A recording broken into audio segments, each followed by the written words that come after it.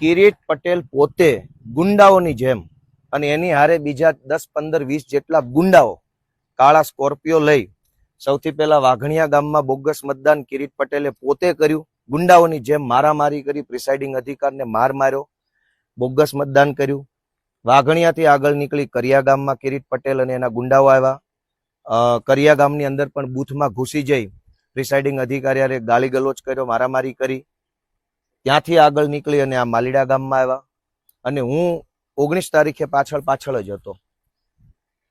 હવે સમજવાનો પ્રશ્ન એ છે કે લોકશાહીની દુહાઈ આપતા, ભારત દેશના નામે મોટા મોટા નારા બોલાવતા ભાજપના માણસો કેટલા હલકી માનસિકતા ધરાવે છે એનો એક દાખલો જુઓ કે આ માલીડામાં આજે બીજી વખત મતદાન થાય છે.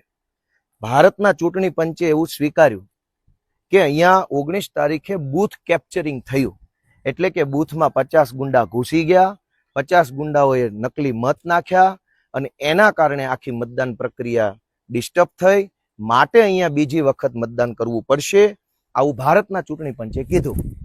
પણ જુનાગઢ જિલ્લા પોલીસે મારી જાણમાં છે ત્યાં સુધી, અત્યારે જ્યારે આ વિડીયો બને છે ત્યાં સુધી મેં બધે ફોન કર્યા, જાણકારી મેળવી, કદાચ થઈ પણ ગઈ હોય, પણ મારી પાસે માહિતી નથી કે આની FIR થઈ ગઈ.